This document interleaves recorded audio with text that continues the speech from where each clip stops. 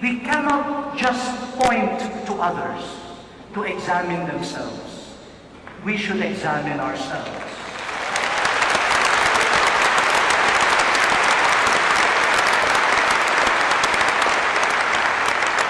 Like those who oppose Jesus in the name of authentic religion, we could be blind to God and neighbors due to our self-righteousness, spiritual pride, and closeness or narrowness of mind.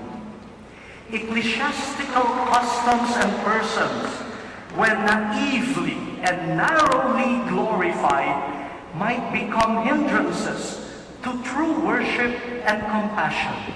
Let me make a confession. I am disturbed when some people who do not even know me personally conclude that my being a bishop automatically makes me closer to God than they could ever be.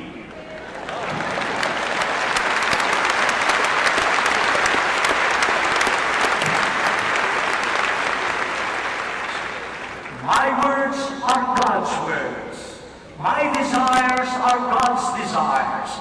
My anger is God's anger. My actions are God's actions. Oh my! What power!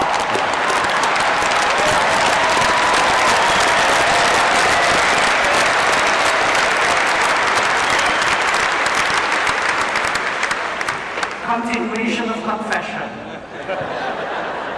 If I am not cautious, I might just believe it and I might start demanding your offerings of the best food, the best wine, money, cars, houses, adulation, submission. After all, I am God.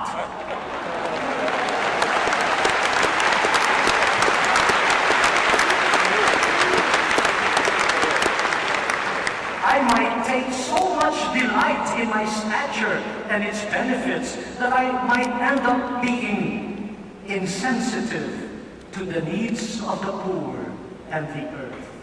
I remember an experience in the marketplace of our town of Imus, the seat of our diocese. One Saturday morning, I went to the market to monitor the prices of goods and the condition of the simple market vendors. I saw a woman selling vegetables and fruits in a corner. She was one of those who went to Sunday Mass regularly.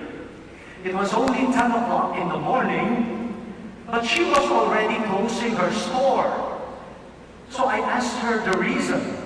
She told me, I belong to a prayer group. We have a big prayer assembly this afternoon. Some tasks were assigned to me, so I want to be there early. Upon hearing this, the practical side of me surfaced. And I responded, the Lord will understand if you extend your working hours. You have a family to support. You can benefit from additional income. I am sure the Lord will understand. With a smile, she said, but Bishop, the Lord has been faithful to me. The Lord has always been there for us.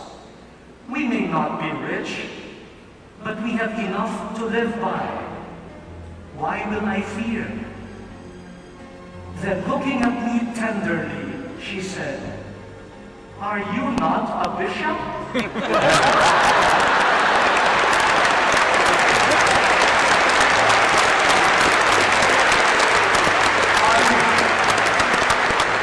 Are you not supposed to encourage me in faith? You know, brothers and sisters, I was quite embarrassed. But for me, it was an experience of spiritual worship. I, the religiously and culturally accepted presence of God was revealed to be a weak representation of God. That simple woman offering herself to God in trust for love of her family became for me the manifestation of God.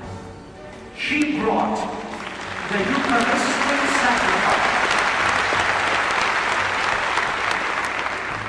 She brought the Eucharistic sacrifice and the spiritual worship of Jesus from the elegant cathedral to the noise and dirt of the marketplace.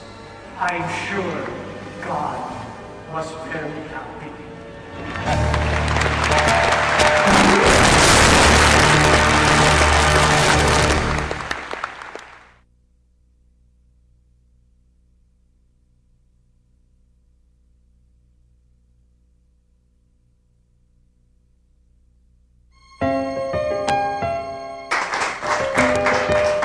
Father John, after listening to some parts of Bishop Tag's letter, what is your reaction? What is your impression of that? As I said, Bishop Tagle really moved, thousands in that Colosseum, and it was very well appreciated. Thank you, Father John. I know it's very short, but I'm sure your sharing will really help, make the audience understand. So, napakaganda po ang nangyari sa 49th International Eucharistic Congress in Quebec, Canada, kung saan po, sa pinaka magaling na speaker natin, wala pong iba kundi si Bishop Chito Tagle. At dito, pinakita niya kung paano talagang pagmamahal ng Diyos sa atin. No? Kahit na po tayo makasalanan, He really sacrificed His life for us. Sana matunghayan pa ninyo ang mga susunod na episode natin, dahil po ipipicture pa rin natin dito ang mga talks dito ni Bishop Tagle kung saan po mai-enlighten talaga po kayo tungkol po sa Eucharistia. See you next week.